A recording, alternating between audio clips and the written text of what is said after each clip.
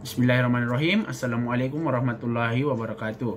Perkenalkan, nama saya Muhammad Alfian Nabil Arliansyah dengan NIM L021 201027 dari Program Studi Manajemen Sumber Daya Perairan Universitas Hasanuddin. Pada kesempatan kali ini, saya akan menjelaskan sedikit terkait dengan genetika populasi. Genetika populasi terbagi menjadi dua kata. Genetika itu sendiri merupakan cabang ilmu biologi yang mempelajari pewarisan sifat. Sedangkan populasi diartikan sebagai sekumpulan individu sejenis atau spesies yang memiliki kemampuan reproduksi di antara sesamanya, yang mendiami suatu ekosistem pada selang waktu tertentu. Sehingga dapat ditarik sebuah kesimpulan bahwa genetika populasi merupakan cabang ilmu genetika yang membahas transmisi bahan genetik pada ranah populasi. Genetika populasi ini mempelajari keanekaragaman dan struktur serta komposisi genetik suatu populasi dan perubahannya. Berikutnya ada materi genetik. Di sini kita dapat melihat dua jenis sel, yaitu sel hewan dan sel tumbuhan. Untuk sel hewan sendiri itu memiliki sel yang sama dengan sel manusia. Kedua sel ini memiliki perbedaan. Di antaranya, sel hewan tidak memiliki dinding sel, tidak memiliki kloroplas, dan hanya memiliki membran plasma. Materi genetik pada sel hewan terdapat pada inti sel dan mitokondria yang dikemas di dalam sebuah kromosom. Sedangkan pada sel tumbuhan ini memiliki dinding sel serta kloroplas. Materi genetik pada sel tumbuhan terdapat pada inti sel dan kloroplas. Selanjutnya ialah kromosom. Kromosom merupakan benda-benda halus seperti benang yang mudah menyerap warna dan berfungsi sebagai pembawa sifat keturunan. Di dalam sel yang diploid, kromosom tampak berpasang-pasangan. Sepasang kromosom disebut sebagai kromosom homolog, yaitu kromosom yang memiliki bentuk, ukuran, dan urutan gen yang sama. Pada manusia, jumlah kromosom pada sel diploid adalah 46 buah atau 23 pasang. Kromosom tersebut terdiri atas 44 buah atau 22 pasang kromosom tubuh atau yang biasa kita sebut dengan autosom, dan sepasang kromosom kelamin yang disebut sebagai gonosom. Sepasang kromosom kelamin yaitu XX pada wanita dan XY pada pria. Fungsi kromosom diantaranya sebagai tempat penyimpanan informasi genetik yang akan diturunkan dari induk ke anak sampai membentuk sifat dan ciri khas dari individu itu. Bahan penyusun kromosom sendiri ialah benang kromatin yang terdiri dari DNA, RNA hasil transkripsi, serta protein. Selanjutnya ada DNA dan RNA. DNA atau deoksiribonukleik acid adalah suatu asam nukleat yang merupakan penyusun gen di dalam inti sel. DNA menyimpan segala informasi biologis dari setiap makhluk hidup dan beberapa virus. DNA terdiri atas dua rantai polinukleotida yang tersusun dalam heliks ganda. Setiap nukleotida terdiri atas tiga komponen, yaitu fosfat, gula deoksiribosa, dan basa nitrogen. Ada dua macam basa nitrogen penyusun DNA, yaitu basa purin yang terdiri atas basa adenin atau yang disimbolkan dengan A, guanin yang disimbolkan dengan G, serta basa pirimidin yang terdiri atas basa timin yang disimbolkan dengan T, serta sitosin yang disimbolkan dengan C atau S.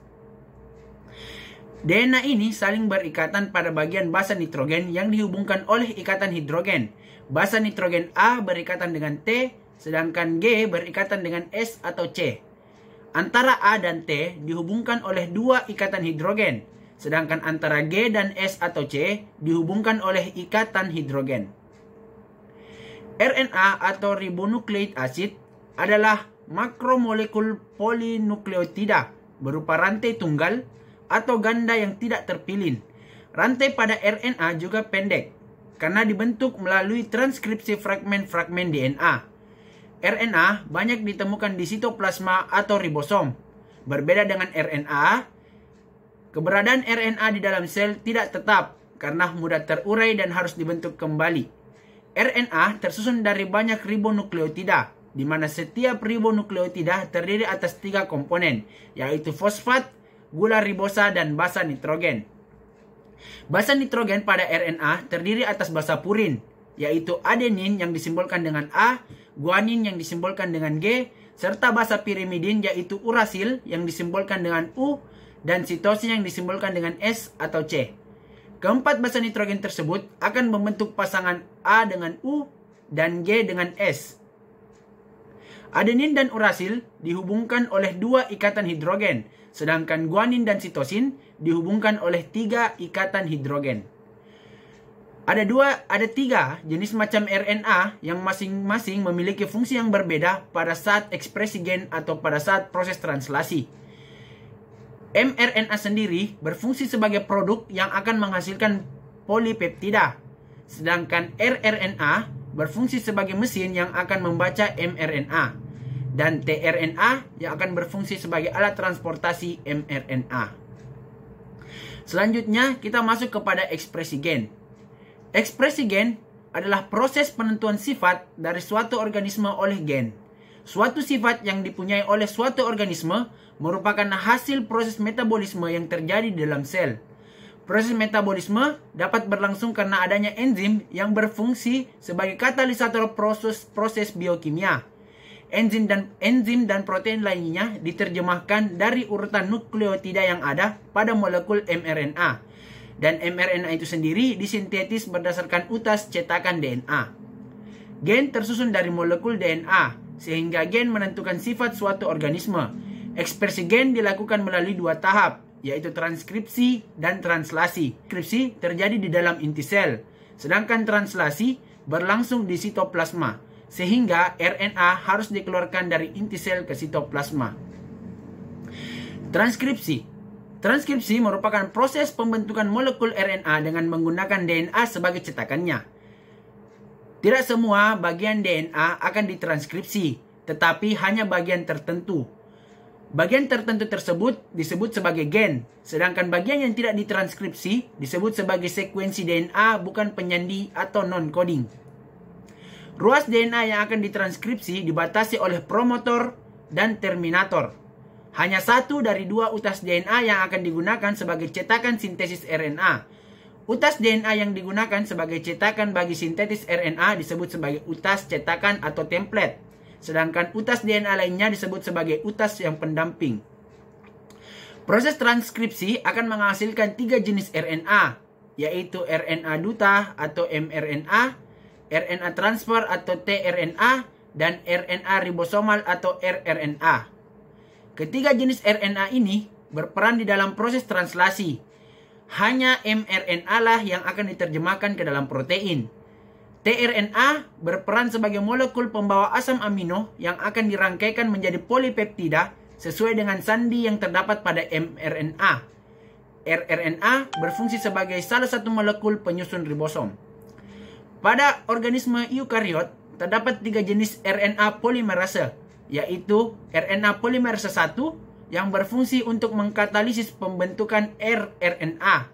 Yang kedua, RNA polimerase 2 yang berperan dalam sintetis tRNA dan beberapa molekul rRNA. Dan RNA polimerase 3 yang bertugas mengkalisis proses sintetis mRNA. Proses sintetis mempunyai arah dari 5 aksen P ke 3 aksen OH, berlangsung secara antiparalel. Proses transkripsi dapat dibagi ke dalam 3 tahap, yaitu inisiasi sintetis RNA, pemanjangan atau yang biasa kita sebut sebagai elongasi RNA, dan penyelesaian atau yang biasa kita sebut sebagai terminasi.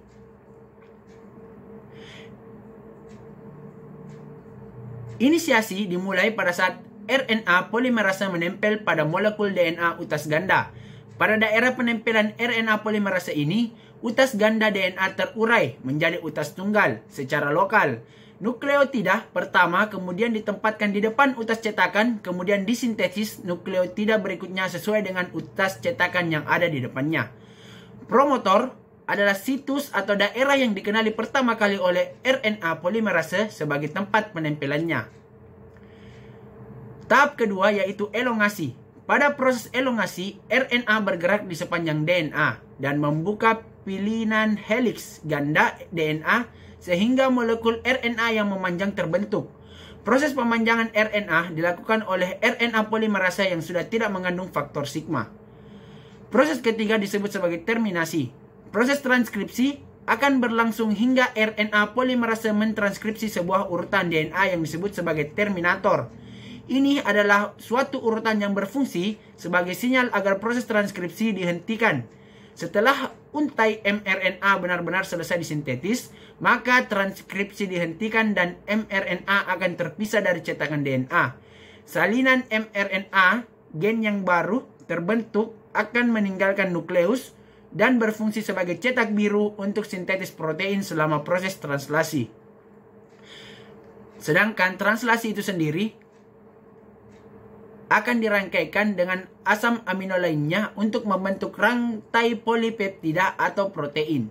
Jenis asam amino yang dirangkaikan ditentukan oleh urutan nukleotida terdapat pada molekul mRNA. mRNA akan digunakan sebagai model cetakan bagi sintesis protein. Asam amino yang akan dirangkaikan dengan asam amino lainnya dibawa oleh tRNA. Setiap asam amino akan dibawa oleh tRNA yang spesifik ke dalam kompleks mRNA atau ribosom. mRNA merupakan rangkaian kodon yang akan dibaca oleh ribosom. Kodon pada mRNA akan berpasangan dengan antikodon yang ada pada tRNA. Setiap tRNA mempunyai antikodon yang spesifik. Translasi berlangsung mulai dari kodon awal hingga kodon akhir. Hubungan antara kodon dengan asam amino diatur melalui sandi genetik. Dalam proses translasi ini hanya ada satu kodon awal, yaitu AUG, yang menyandi asam amino metionin, dan 3 kodon akhir yaitu UAA, UAG, dan UGA. Pada tahap inisiasi, ribosom akan menempel pada mRNA pada daerah yang spesifik. Ribosom mempunyai 2 situs penempelan untuk tRNA, yaitu situs P dan situs A. Bila mana ribosom ini bertemu dengan kodon awal AUG, maka tRNA yang membawa metionin akan masuk ke dalam situs P di dalam ribosom, dan ribosom akan membaca kodon di sebelahnya. Sesuai dengan kodonnya, tRNA yang membawa asam amino tertentu akan memasuki situs A. Proses pemanjangan dimulai bila mana ribosom bergerak ke bawah, ke arah 3 aksen OH. tRNA yang tadinya berada pada situs P akan keluar dari kompleks ribosom mRNA sambil memindahkan asam amino yang dibawanya tRNA yang berada pada situs P yang tadinya berada pada situs A. Pada saat yang bersamaan, situs A menjadi kosong. Situs yang kosong ini akan diisi oleh tRNA yang membawa asam amino tertentu. Bila mana ribosom ini bergerak lagi ke bawah sambil membaca kodon berikutnya, tRNA yang berada pada situs P keluar dari situs tersebut sambil memindahkan polipeptida yang sedang tumbuh yang dibawanya kepada asam amino yang dibawa oleh tRNA yang berada pada situs P yang berasal dari situs A. Situs A akan diisi oleh tRNA yang baru lagi. Ribosom ini akan bergerak terus dengan arah 5 aksen P ke 3 aksen OH sepanjang mRNA sambil merangkaian asam amino. Proses penyelesaian atau terminasi ditandai bila ribosom bertemu dengan kodon akhir. Pada saat ini, tidak satu pun asam amino yang dirangkaikan sehingga proses sintetis protein berakhir. Ribosom kemudian berpisah dari mRNA dan terurai menjadi 2 subunit, yaitu subunit besar dan subunit kecil. Selama proses translasi, subunit kecil menempel pada mRNA, sedangkan subunit besar berperan sebagai tempat tRNA. Sekian penjelasan saya terkait dengan genetika populasi. Kurang dan lebihnya mohon dimaafkan. Wassalamualaikum warahmatullahi wabarakatuh.